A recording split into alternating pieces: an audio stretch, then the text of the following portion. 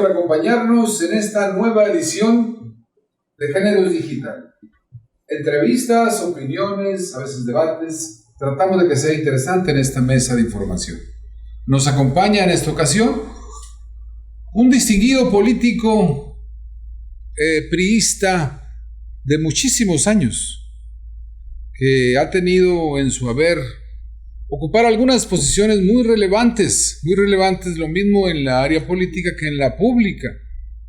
Él ha sido diputado local, diputado federal, senador de la República, secretario de gobierno, dirigente estatal del PRI, entre otras responsabilidades no menos importantes.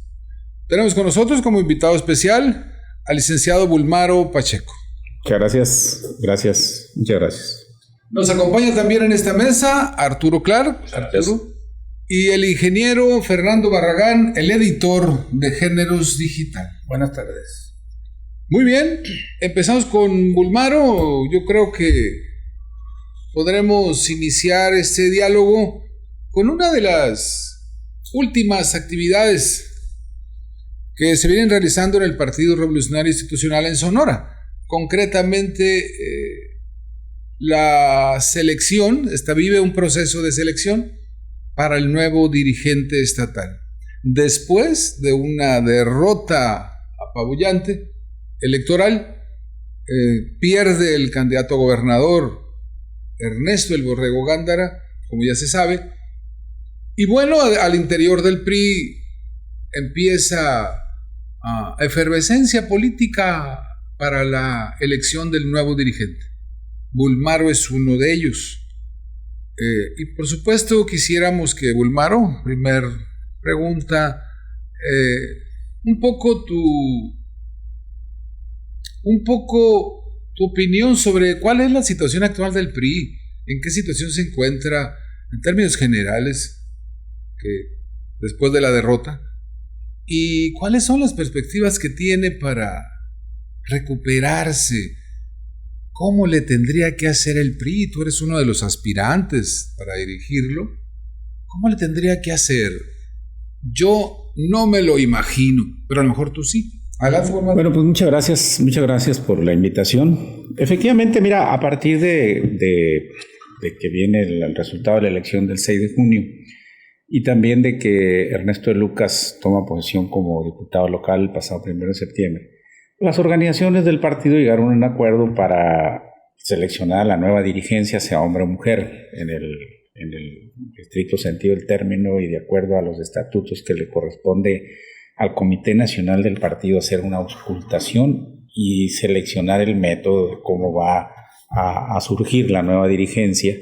Se acordó pues que primero que esperara que terminara el gobierno de Claudia Pavlovich, esperara que terminaran de sustanciarse todos los recursos ante los tribunales electorales en cuestión de regiduría, de diputaciones locales y federales, que Ernesto de Lucas tomara posesión de diputado el 1 de septiembre y esperara que el vencimiento del periodo del interinato que cubre Ernesto de Lucas, que es el de Gilberto Gutiérrez, para finales de octubre. ¿Qué tiene que hacer? Bueno, ya se tiene un inventario de cuál es el PRI del 2021, de octubre, de agosto, de septiembre de 2021 en Sonora. Es un PRI de la segunda fuerza política en Sonora, es decir, Morena en votos tiene el 33%, el PRI el 19%, el PAN el 11%, el Movimiento Ciudadano el 9%, tiene 4 diputados locales, tiene 100 regidurías, tiene en alianza y sin alianza 18 presidencias municipales. Pero bueno, aquí lo que vale preguntarse, y hay que hacerlo directamente con los militantes del partido, viene una asamblea nacional entrando el año enero-febrero y el PRI tiene que prepararse para proponer los cambios fundamentales en su estructura, en el programa de acción, en su declaración de principios, en sus estatutos, derivado de las experiencias que ha vivido en los últimos años. No es la primera vez que algunos analistas le expiden el certificado de defunción al PRI. Recordemos que en 88, cuando surge Cárdenas, dicen ya se murió el PRI. En 94, cuando matan al candidato Colosio, ya se amoló el PRI. En el 2000, cuando gana Fox la presidencia, sí, ahora sí que no les quepa duda. En el 2006, cuando Madrazo lo lleva al tercer lugar, decía ya, el PRI ya no existe. Y volvió a resurgir en 2012. pero viene esa comalada de gobernadores ladrones ligados al narcotráfico y corruptos que echan por tierra todo lo logrado por el PRI, más un gobierno muy ingenuo de Enrique Peña Nieto, que también dio al traste con lo que fue su victoria, donde la gente había confiado en el PRI. Y otra vez en el 2018 el PRI vuelve a caer a nivel nacional con López Obrador, un expriista destacado, el dirigente estatal del PRI en Tabasco. Y en el 2021 pues vuelve a repetirse otra vez un poco lo del 2018, no con la intensidad del 2018, porque hubo victorias importantes del PRI en la Ciudad de México, en Coahuila y en otras partes. Pero a partir de ahí, bueno, viene el 2024, viene la sucesión presidencial, vienen 6 gubernaturas en el 22, 2 en el 23. ¿Y qué va a hacer el PRI de aquí al 2024? Hay corrientes que dicen que hay que cambiar de nombre, otros que el programa de acción ya no sirve porque era cuando el PRI estaba en el poder, que hay que ver la cuestión que es el dolor de cabeza de todos los partidos, no nomás del PRI, que es la selección de candidatos y de dirigentes, y ver cuál es la estructura que debe guardar el PRI de aquí al 2024, pero pasando primero por una asamblea nacional del año que entra, y el PRI de Sonora se tiene que reestructurar, se tiene que recomponer, se tiene que reconstruir con los que sean, con los que hayan quedado, para presentar una buena alternativa en la asamblea y tratar de fortalecerse de aquí al 2024. Si pervive la alianza con el PAN y con el PRD, si no va a sobrevivir, si va a buscar otro tipo de alianzas, pero que el PRI, como es un partido histórico y es el único de los que me pongas enfrente que han construido tramos de la historia de México reales, y eso su historia es lo que habla mejor por él en este momento. Es evidente que el PRI ha perdido y se ha levantado o ha vuelto a ganar por la razón obvia de que el que los derrotó se desgastó muy pronto, como pasó en Sonora con Guillermo Padres. Adelante, Clark, ¿una pregunta? Bueno, perdón, me agarraste tomando café. Sí, claro, mira, en ocasiones anteriores a mí me han preguntado si yo creo que el PRI pueda o no resurgir. Yo les he comentado que sí creo, ¿no? Mi pregunta vendría, ¿usted cree que Umaro Pacheco pueda encabezar esa renovación que requiere urgentemente el PRI después de una derrota pues, catastrófica en estas pasadas elecciones? Bueno, yo he dicho que en este proceso de búsqueda de una nueva dirigencia para el partido, y lo reitero, si la militancia dice que yo puedo ser el indicado para conducir este proceso de reconstrucción del partido de aquí a lo que viene, yo no soy nadie para negarme. Pero aquí lo importante es, primero, una dirigencia que no tenga dueños, que no sea empleado de nadie. ¿Y es posible? Bueno, conmigo sí. Que sepa y entienda lo que está pasando, y que sepa y entienda lo que hay que hacer a futuro, de Aconchi a Yécora, en los 72 municipios, porque ahí está el reto del PRI. El PRI sigue siendo fuerte en lo municipal, no en lo presidencial en 2018, ahí fue una felpa terrible, en el Senado tampoco, en la Cámara de Diputados Federales tampoco, pero en lo municipal, el PRI como partido, con historia, con obra construida, con trabajo hecho por muchos años, sigue teniendo clientelas importantes en este momento. Muy bien. Gracias. ¿Alguna pregunta, ingeniero? Sí, correlacionada con lo que dice Umaro. Fíjate, Umaro, que pues hay constancia de que, independientemente de que una gran parte de militantes priistas abandonó por conveniencia, por intereses o por ya por no estar contentos ahí en el PRI, abandonó pues ese partido y se incrustó en otros partidos, sobre todo en Morena.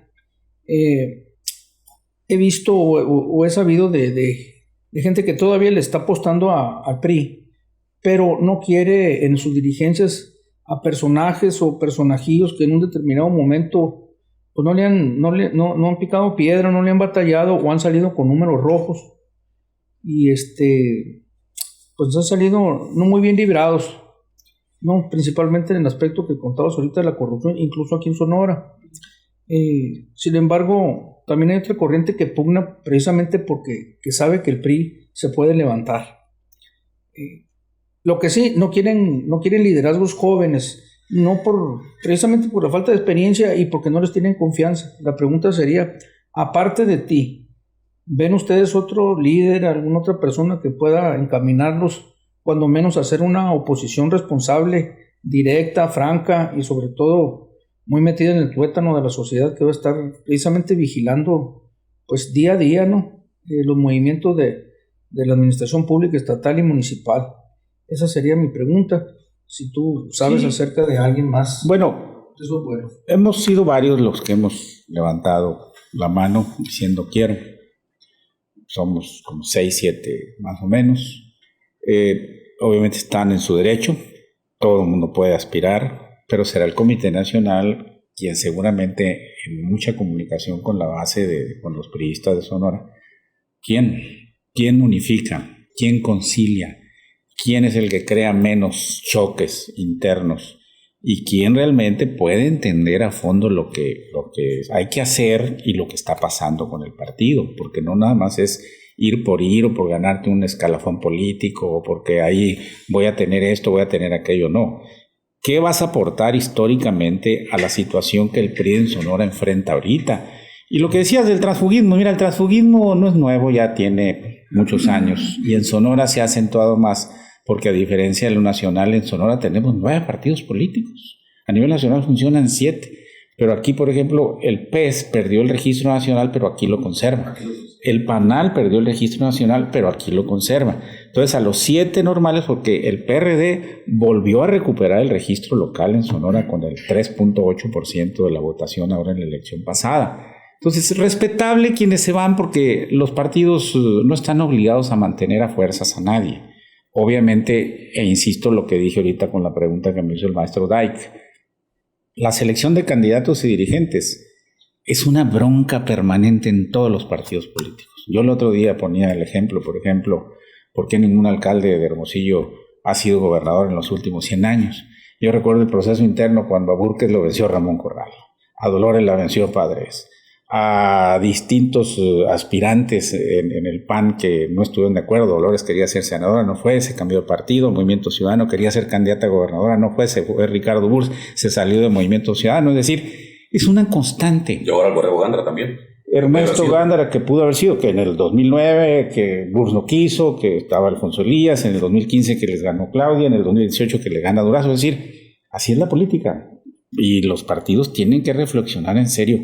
¿Cómo es que van a elegir sus candidatos? Porque dices, tú vamos a hacer un sorteo en tómbola, pero te dan diputados que ni siquiera tienen idea a qué van a los congresos y es un tiempo lamentablemente perdido. Entonces, selección de dirigentes y selección de candidatos es, yo creo, la apuesta máxima que tienen los partidos y el más grande reto de aquí al 2024. Ve lo que está pasando a nivel presidencial, por ejemplo. Wilmaro, el PRI ya ha sufrido a nivel nacional 2 derrotas, bueno, 3 presidenciales. Es Fox, Calderón, sí, 3, y López Obrador. Y López Obrador, son 3. En Sonora, 2. 3 y ahora Alfonso en Sonora, Durazo. 2. Y estamos hablando de los últimos años, de un partido ya bastante viejo como partido de Estado, que surge como partido de Estado y sigue manteniéndose como partido de Estado. Ya no está en el... Las derrotas se las han quitado. No, pero ya partido de Estado, quizá, a mí no me gusta el término porque el partido de Estado es el de China y el de la Unión Soviética, pues son partidos únicos. Partido identificado mucho. Partido en el gobierno, digamos, gobierno. ¿no? Que ya no lo es a partir de que Fox llegó a la presidencia. Y estas 3 derrotas presidenciales, estas 2 derrotas estatales, pues no te hablan de un desgaste de un partido que ya no tiene mucho que ofrecer a la sociedad y que la sociedad, porque la sociedad los derrota, pues al final de cuentas dices, te derrotó Morena, no, te derrotó la gente. La gente ya no votó por ti, pues, ¿no? A nivel nacional, ¿quién te derrotó? La gente. Es igual el 2000 que ahora el 2018. Pero cuando dices que tienes aspiraciones y yo no encuentro la respuesta, ¿cómo? O sea, ¿qué hacer para que este partido vuelva a resurgir de sus cenizas como el ave fénix? si las derrotas parecen irsele acumulando. Parece que las respuestas no son de satisfacción de la gente. Bueno, mira, no hay ni derrotas para siempre ni victorias para siempre. Cuando llegó el PAN decían nos van a quedar 4 sexenios. Cuando llegó aquí a Sonora dijeron 5 sexenios seguidos. A nivel federal nomás aguantaron 2 y aquí 1. La señal. Cuando ganó Peña Nieto, un priista me dijo, y vamos por otros 70 años. Pues sí, ¿no? Digo, pues es inevitable que la euforia cree a veces esas visiones, porque ya no estamos en el México de partido único. Ahora hay una altísima competencia política, pero también un alto índice de transfugismo, donde es un intercambio entre dirigentes cachatodo de partidos que cachan panistas, priistas y demás, porque no tienen más clientela. Mira, estos 3 partidos que surgieron, RSP, el PES y Fuerza México, creían que iban por los restos de Morena y los 3 desaparecieron a nivel nacional. A eso sí les mandó un mensaje a la gente: no queremos más partidos, queremos 3 o 4 cuando mucho. Pero se sigue alimentando al PT, se sigue alimentando al Verde con vida artificial, porque son alianzas que realmente fructifican en muchos sentidos a nivel nacional. Yo te reitero, el PRI se ha repuesto de la mayor parte de las derrotas que ha sufrido, porque en 88 casi perdía la presidencia. Cuando Colosio, mucha gente reaccionó con temor porque era una incertidumbre lo que estaba pasando en México, y logró la participación más alta, que hasta la fecha el 77% del padrón en aquella época. Con Fox dijeron ya, que se despide el PRI porque son 70 años perdidos. ¿Te acuerdas que dijo Fox? Y se repuso en el 2012. El partido político no es una secta, se nutre de la diversidad y de las opiniones, y el PRI en Sonora pues representa el 19% de la votación y en México representa el 18%. Entonces, ¿qué dieran los nuevos partidos que sacaron el 1.5, el 2.2 por tener lo que tiene el PRI, a pesar de que no son la novedad como redes sociales progresistas y demás? Yo sí creo que hay remedio, que hay que recomponer, que hay que escuchar mucho a la militancia y sacar esos vicios que le echaron a perder al PRI en los últimos años en México y en Sonora. ¿Las imposiciones te refieres? Yo me refiero más que nada al estilo patrimonialista del manejo de la política. Es decir, tienes que abrir los partidos. ¿Te refieres a Beltrán en los últimos 30 años? Me refiero a todos los que han tenido una influencia en la designación de candidatos y nombramiento de dirigentes del partido. Todos, incluidos los últimos gobiernos priistas de Sonora, y cuando no hemos tenido también la influencia del presidente de la República en la selección de candidatos y demás, que eso ha sido muy nocivo para los priistas, porque mandas un mensaje pues de que no hemos cambiado en muchos aspectos, ¿no? Sí, Toño Stiazarán era de nuestro. Sí. Y por primera vez en el 2018 se da una ruptura en Sonora por las candidaturas al Senado. Tú tienes viviendo, me imagino, desde que era senador don Benito Bernal, don Alejandro Carrillo Marcor. Nunca fue un problema la senaduría hasta el 2018, y esa ruptura le costó al PRI 236,000 votos, por ejemplo, ¿no? Entonces, esas lecciones todavía están frescas para los priistas y las tenemos que meter en el análisis para tratar de reconstruir un partido político que sin duda tiene futuro. Muy bien, adelante, Clark. Bulmaro, ustedes, debido a las circunstancias, yo creo, en las pasadas elecciones, fueron juntos con los archirrivales que tuvieron toda la vida, que eran los panistas, y el PRD, pues que se les unió pues, la unión que hicieron, ¿no? Y le dieron cabida al famoso PRIANT, que tanto se le había criticado. En estas elecciones, incluso un poquito antes de ahí de que tomaran posesión la nueva legislatura, firmaron una carta otra vez en la que iban a consolidar esa alianza que habían tenido. Ajá, sí, en la legislativa, pues antes de que tomara posesión.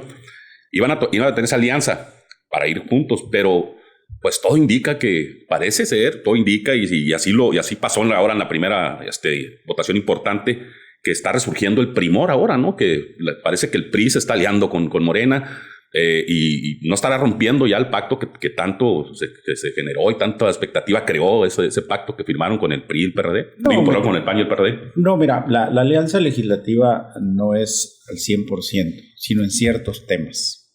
En ciertos temas donde el presidente de la República tiene intención de movilizarse de aquí a la revocación de mandato, a lo de la selección de candidatos para el 24. Y el mismo presidente estimula agresiones contra la alianza, queriendo nombrar a Quirino Ordaz de embajador, al de Echeverría del PAN y demás, porque está haciendo un esfuerzo por desequilibrar, desarticular. La alianza se consolidó muy bien cuando impidió por todos lados lo de la revocación de mandato. Eso también hay que mencionarlo. Y esta ley de seguridad pues ya estaba muy cantada y el PRI había comprometido su voto, pero eso no significa que ahora que viene el presupuesto, por ejemplo, y que vienen otros temas importantes, va a haber muchas cosas, como la reforma electoral, ahí ni un paso adelante. Y lo bueno es que en esta etapa Morena no acumula el número de diputados ni de senadores suficientes para reformar la Constitución.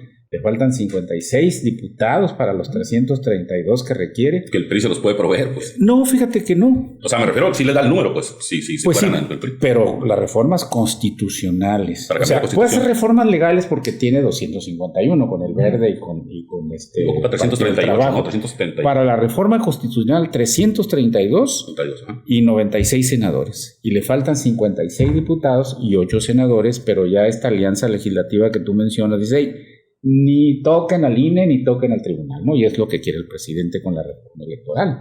Entonces sí se mantiene hasta ahorita la alianza, claro. No sabemos qué va a pasar, pero también es una ofensiva muy dura de parte del poder hacia los tres partidos. Muy dura. Eso es innegable, sí. Muy dura. Y esto de lo Quirino y de Echevarría y que va a invitar a otros, no descartemos que ahora que va a Oaxaca invite al de Oaxaca también y todo lo demás, pues es una estrategia para desarticular, porque ya hay temores ciertos en el poder de que viene una rebelión entre los aspirantes de Morena a la presidencia de la República por esa tendencia tan clara del presidente de favorecer a la gobernante de la Ciudad de México. Sí. Claro. Adelante, ingeniero. Me quedé pensando con lo que dice Denso Pacheco. Pues con respecto de la exgobernadora ahora, Claudia Pavlovich, también anduvieron coqueteando con esa simulada embajada por allá en Barcelona. Portugal. La bajaron Consulado. Quiere decir que ella es pues muy firme en sus convicciones porque negó categóricamente eso, ¿no? Pues mira, fue rumor de... yo creo que ya se cocinaba lo de Quirino Ordaz. Dijeron, pues de una vez Sonora y de una vez Baja California, Bonilla, ahora que salga. Pero no es tan fácil, ¿eh? Yo creo que en el caso de Sinaloa, Quirino pues viene del Verde, no viene del PRI. Él era del Verde primero antes de ser del PRI y hizo alianza con el PRI. Cuando el Verde y Nueva Alianza hacían la alianza con el PRI. Y la momento lo hicieron también con el PAN, ¿no? El Verde. Sí, claro, con Fox lo apoyaron directamente y en Baja California también. Entonces, yo creo que va a ser una talacha muy intensa del presidente para desarticular a la alianza y tratar de posicionar a su candidata, porque yo no veo que logre estabilidad en la decisión si Marcelo Ebrard y Ricardo Monreal quieren también ser candidatos. Y acuérdate que en el Senado tú tienes toda la facultad de maniobrar con partidos políticos y Marcelo tiene pues una personalidad propia que ya fue precandidato hace tiempo, ¿no? Entonces no veo un final feliz en el proceso de sucesión presidencial en Morena y ahí tiene la oportunidad la alianza PRI-PAN-PRD de buscar una buena candidatura y dar la batalla en el 20. ¿Irán ahí juntos en el 2024 por la presidencia? Hasta ahorita creo que sí. Y con Ricardo Monreal, pues se fortalece la figura de Beltrones. Y con el canciller se fortalece la figura de Ernesto Gándara. Sus amistades, sus defensas públicas que han hecho.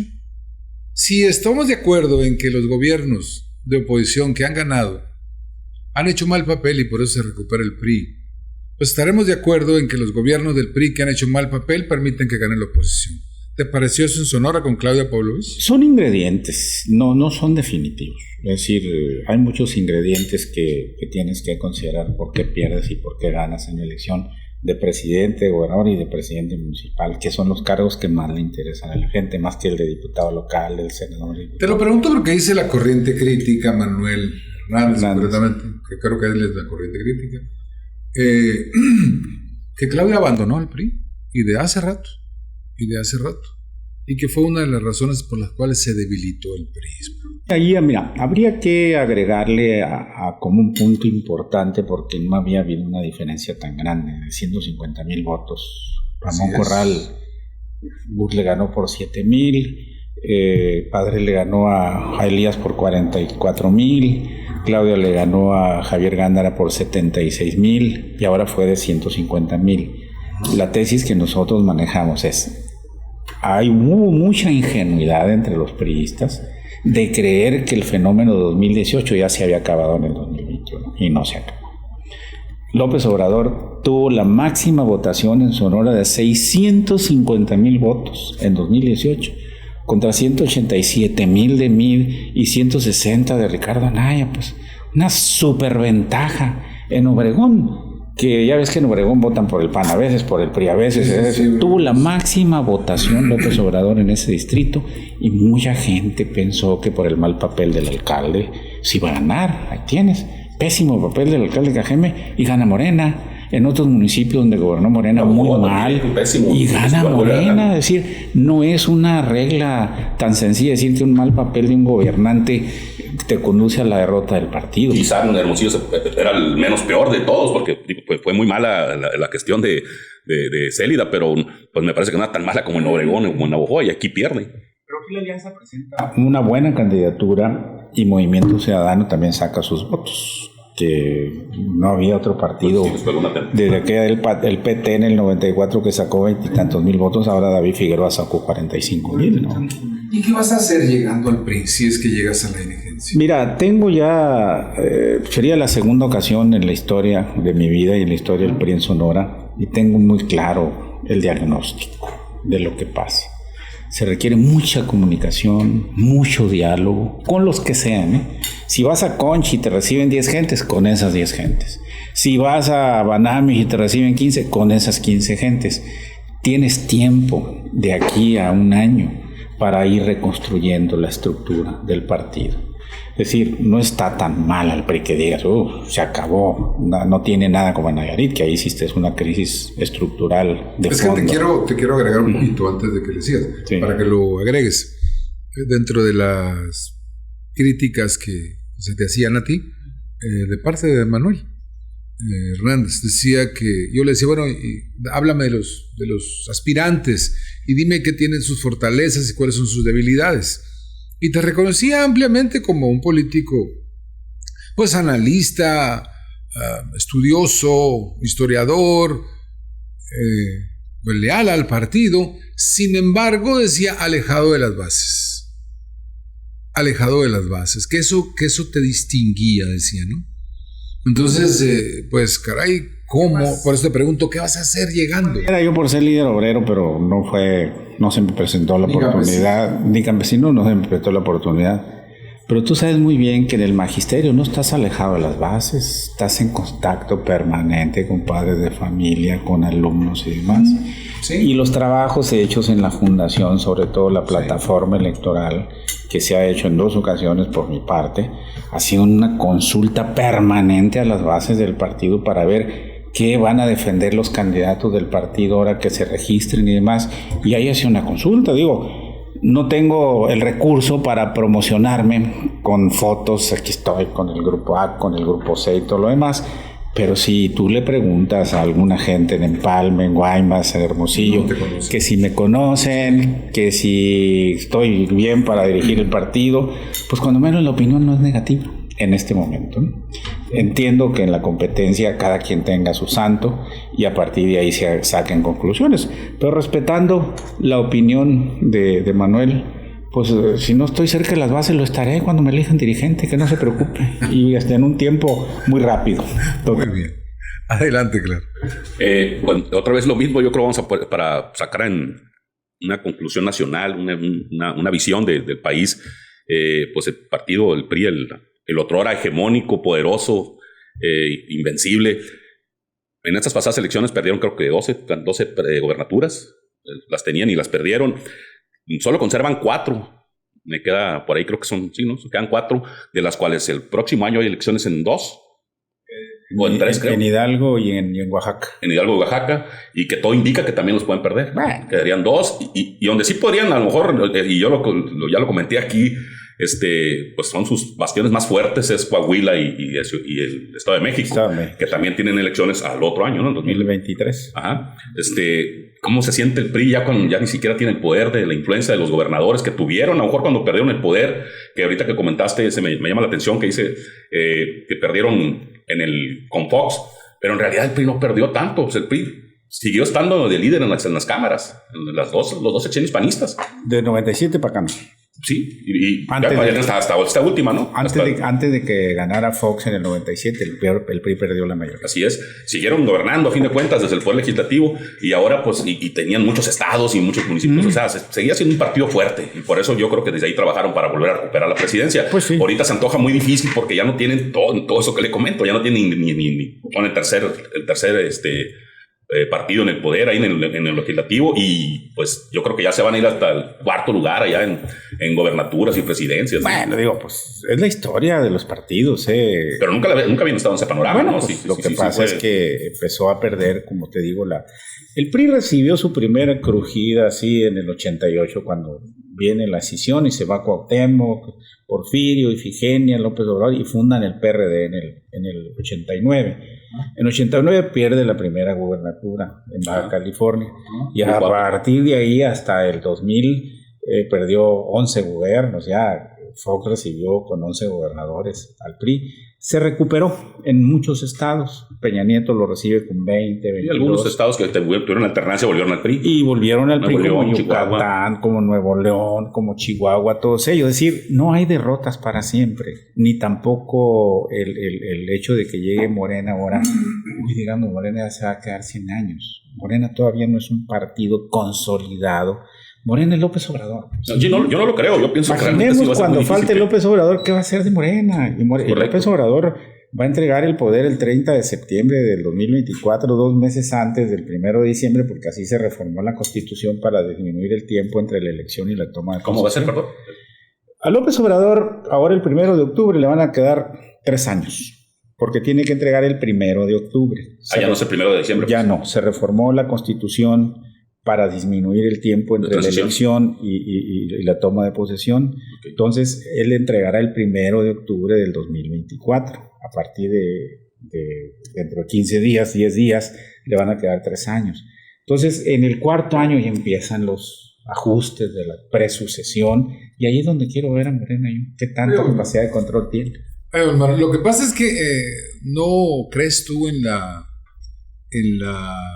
transformación mental ideológica de la sociedad, porque te pongo el ejemplo, en su tiempo entrevisté a Porfirio Muñoz Ledo como dirigente nacional del PRD, y yo le cuestionaba lo mismo, el hecho de cambiar de partido de una manera tan fácil, y me atrapó su última respuesta, que estás hablando de algunos 8 o 10 meses, no sé, quizá un año, cuando en el Universal le dicen, bueno, pero ya se vino usted a Morena, o le cuestionaban el hecho de que ahora era morenista después de un tránsito por todos los partidos importantes.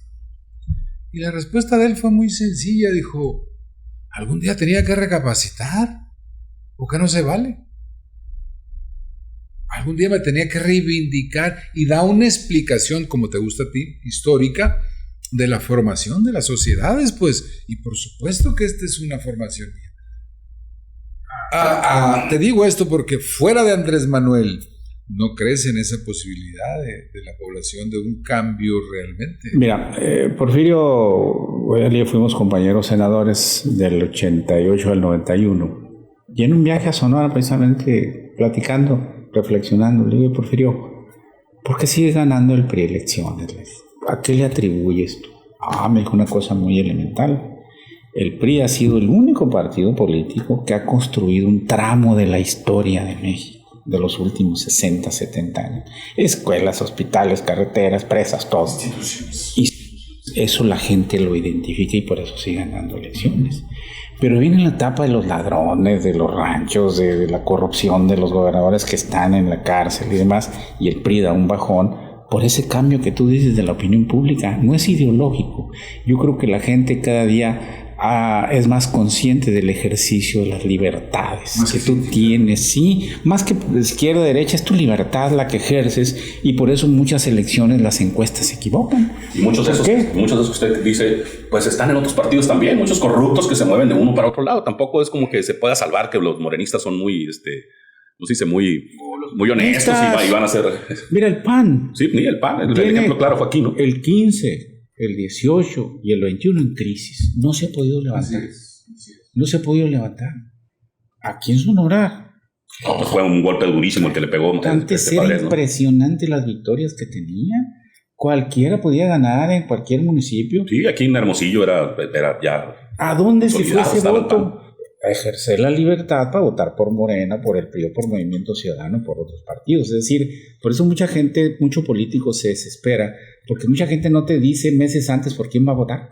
Claro. Y en la mañana que se levanta dice, ahora sí, échenme la boleta, y vienen los cambios que nadie preveía, que nadie esperaba en materia política. Pues bueno, como analista, ¿cómo viste el discurso de Alfonso Durazo? El discurso que presenta ya en el Palacio. Sí, el que presenta bastante, con mucha fuerza a la entrada. Es un diagnóstico en cuanto a los problemas de Sonora, pero yo no metería en esa lista que él dijo a Eduardo Burz. Lo sacó. A Rodolfo Félix Valdés y quizá a López Nogales. Yo no lo metería a López Nogales. Digo, porque ahí fue parejo y ofendió, pues. Porque inmediatamente, imagínate, Burz, que tuvo aquellos pleitos con Felipe Calderón, con Beltrones, con una serie de gente. ¿Y qué pasó? O le hacen mal los discursos o tiene una mala lectura de la realidad de Sonora. López Nogales fue discreto, serio, tranquilo, sin mayores aspavientos, y no se supo de desfalcos, de grandes fortunas y todo lo demás. Yo te lo cuento porque yo colaboré 6 años con don Rodolfo y 6 años con Burz. Y cada vez que íbamos a decirle, oiga, hay esta licitación, el que te dé mejor precio. Oiga, que se va a comprar esto, el que te dé mejor precio. Es iniciativa privada, ¿no? Y así se maneja. Nunca te dijeron, dáselo a DAIC porque se nos va a dar la mitad y cosas por el estilo. Entonces yo creo que ahí fue injusto. Pero eso lo hacían los de abajo. Pero los de abajo sí lo hacen. No, pero no lo hacían. Era tan estricto que cuando descubría que alguien le echaba mentira para afuera. De Eduardo Burz. Eduardo Burz. Y también Rodolfo Félix Valdés. Y don Rodolfo Félix Valdés. Porque lo notas luego, mira, don Rodolfo sale del gobierno y busca trabajo en la constructora de Andrés Caso para hacer obras porque no tenía. Burz obviamente entró rico al poder y las empresas donde tiene participación, que son Choco, Megacable, pues le dan para vivir desahogadamente. Y López Nogales no creo que viva en La Joya o en Los Lagos o cosas por el estilo, y ha sido un hombre discreto y modesto. Qué lástima que nadie de los que estuvieron con él salga a defenderlo, pero yo creo que yo, si fuera Alfonso Durazo, excluiría a esos 3 de esa lista que digo. Y a Félix Valdés le tocó la carretera, ¿no? Félix Valdés, a Burz, a López Nogales. Y bueno, yo creo que en el caso de Claudia Pavlovich todavía no hablan las auditorías, pues. Entonces yo creo que hasta que hablen las auditorías se va a poder hacer un juicio de por qué las finanzas y todo lo demás, lo que ahora se dice en el diagnóstico que hace el secretario de Hacienda el día de ayer.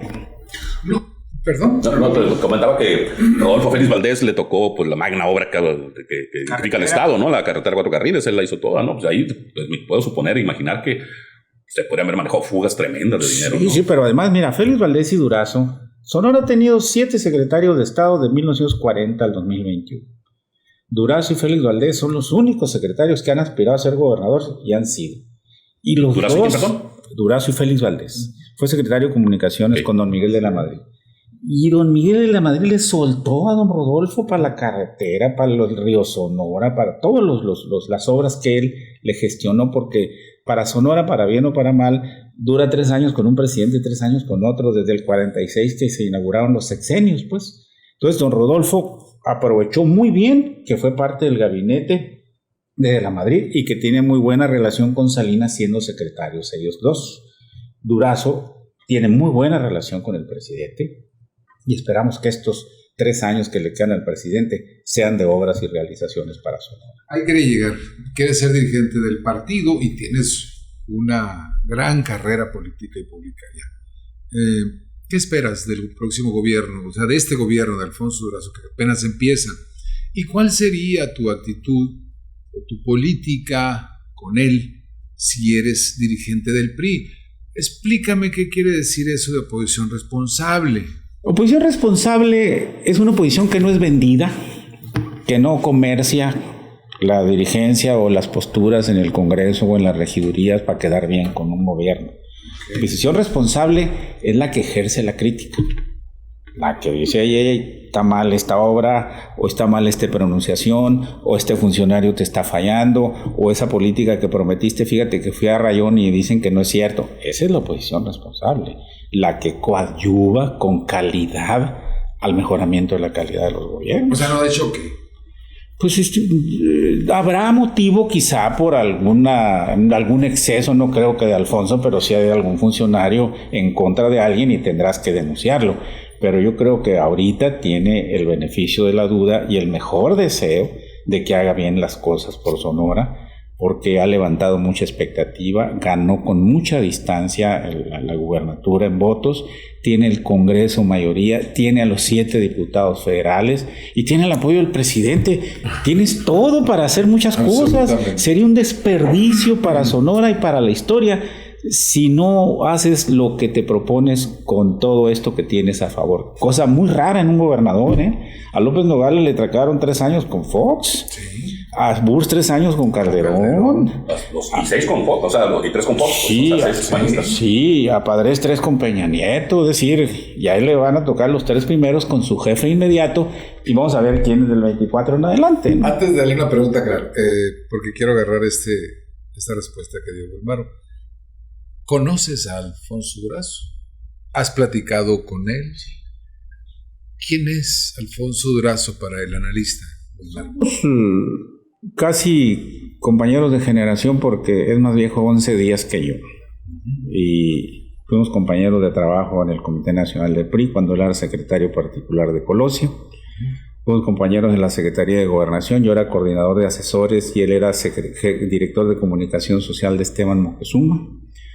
Y a lo largo de su vida política y la mía hemos tenido encuentros esporádicos y hemos platicado.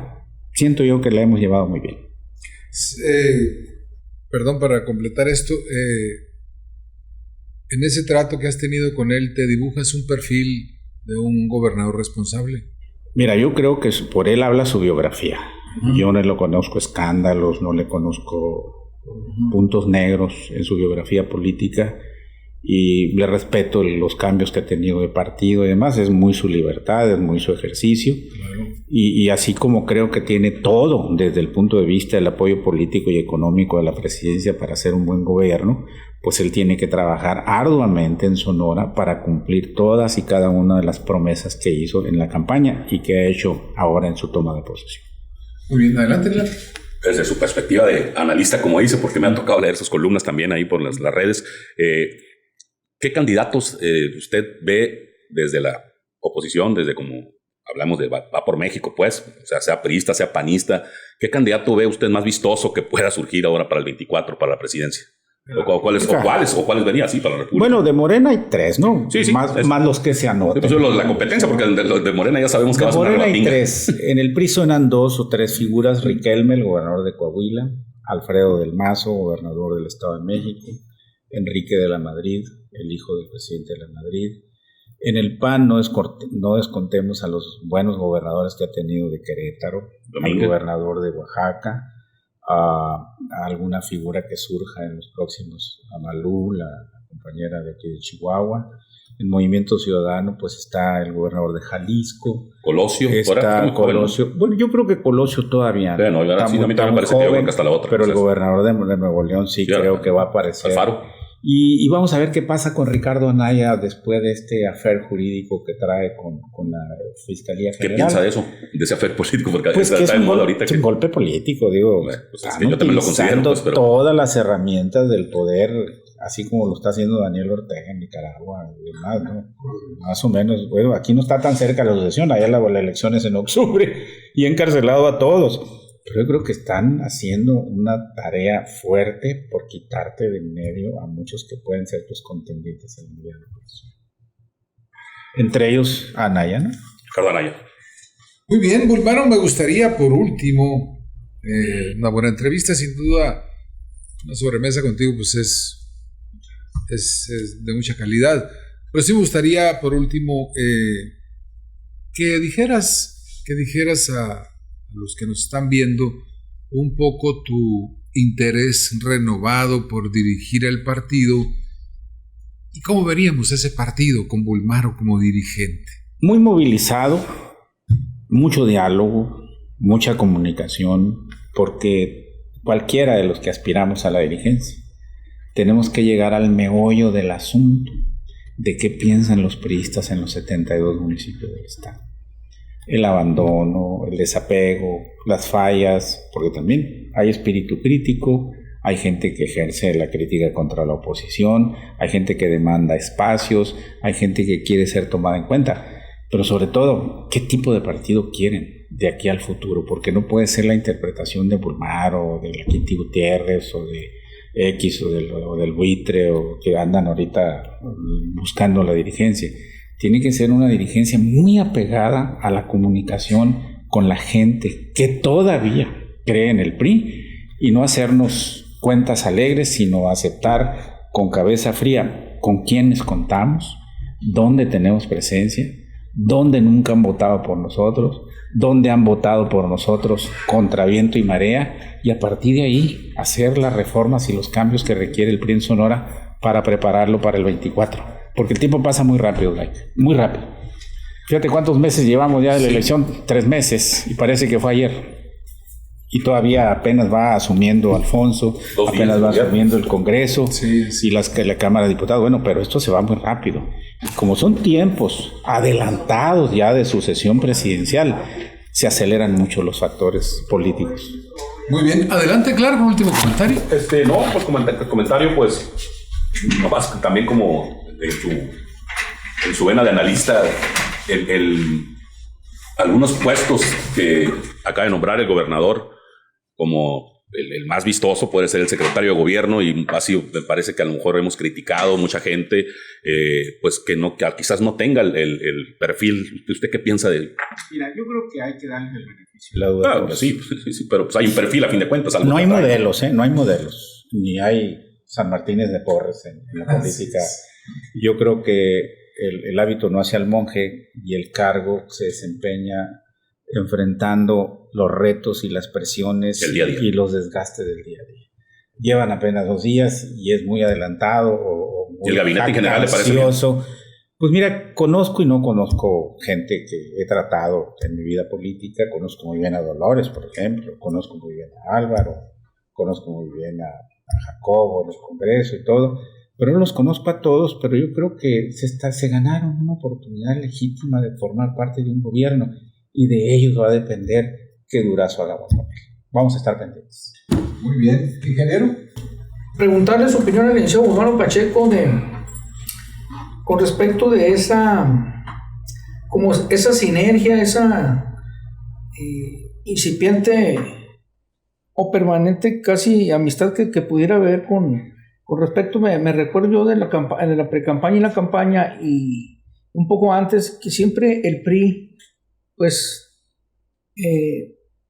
se sintió muy confiado, ¿no?, en que iban a dar excelentes resultados, si no excelentes resultados, muy buenos resultados competitivamente hablando en lo que fue la campaña esta pasada, el 2020, ¿verdad?, el 2021. Y vemos ahora a nivel legislativo, en la bancada del PRI, pues que se percibe como un amaciato, pues, independientemente de que la bancada morenista tenga... ¿Federal o estatal? Estatal.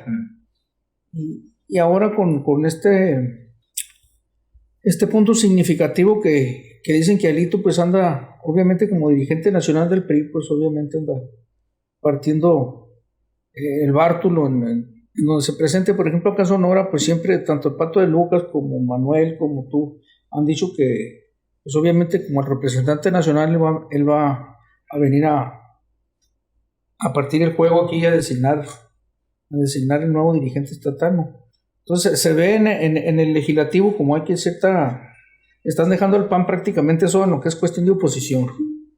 Y ahora en la toma de protesta de gobernadora de Laida Sansores en Campeche, se ve también la presencia de Alito, como si fuera parte integral. Ahorita que nos estás haciendo esa aclaración, me gustaría que nos participaras de ella, porque pues siempre se tienen opiniones contrarias, sí, claro, diferentes, ¿verdad?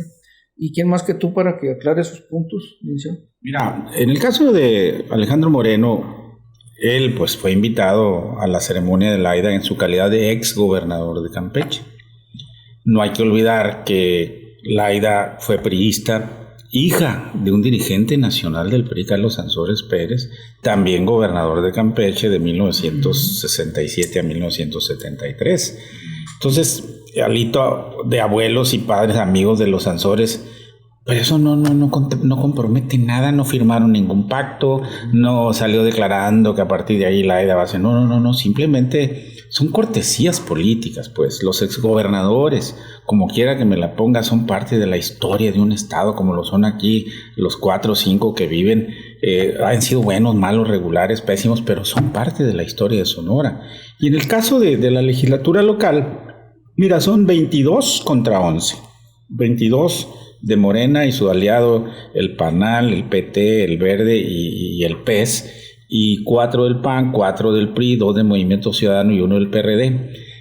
Morena y sus aliados tienen para reformar las leyes, que son 17 diputados, y tienen para reformar la Constitución, que son 22.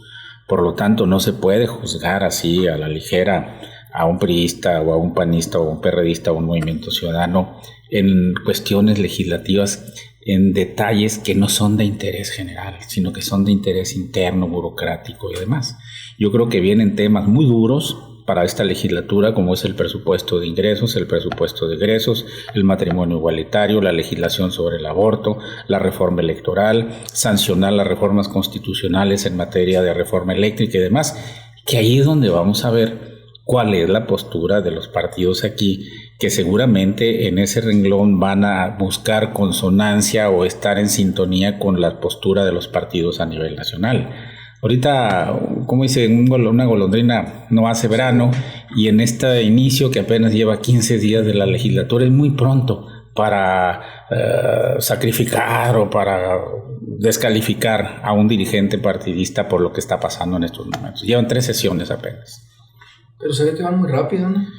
Vamos a ver, dependiendo de la agenda, porque ahorita lo que seguramente le interesa al gobernador es que sus propuestas para las reformas a la ley orgánica del Poder Ejecutivo se concreten en el corto plazo, porque así me explico yo de que muchos nombramientos no han salido todavía, porque tienen que salir ya bajo el cuadrante de la nueva ley orgánica de la administración estatal.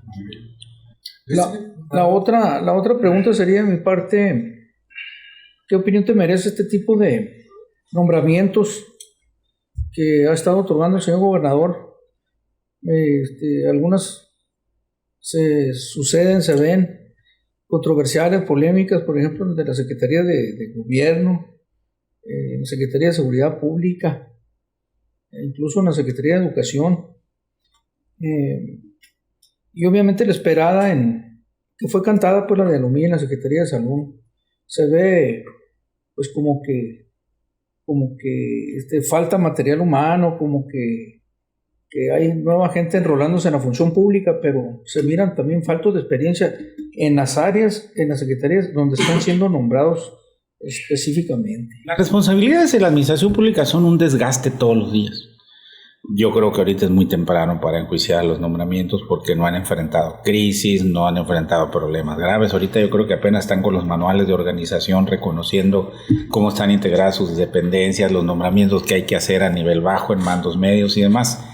Yo creo que por allá en diciembre, enero vamos a tener más elementos para enjuiciar si se equivocó o no Alfonso Durazo con estos nombramientos, independientemente de que ya ha empezado en la opinión pública un proceso de análisis en relación a las virtudes, los defectos y el por qué fulano, el por qué sutano. Pero bueno, yo creo que el ingrediente principal que tienen los nombramientos es el de la confianza del Ejecutivo, si no nos hubiera nombrado. O quizá no esperábamos a los que mencionas tú y esperábamos a otro, pero quizá hubo algunos ingredientes que se cruzaron ahí que limitaron al propio gobernador para cambiar de decisiones. Es decir, no ha sido la excepción. Acuérdense cuando López Nogales Ya todo el mundo sabía que Luis Moreno iba a la SEP y Víctor Galindo al Listezón, y una noche antes Víctor se fue a la SEC y Luis Moreno acá. Es decir, es parte porque lo que depositas en un nombramiento no es solo la cuestión de tu capacidad, sino la confianza y la opinión pública, lo que diga de ti en el corto plazo.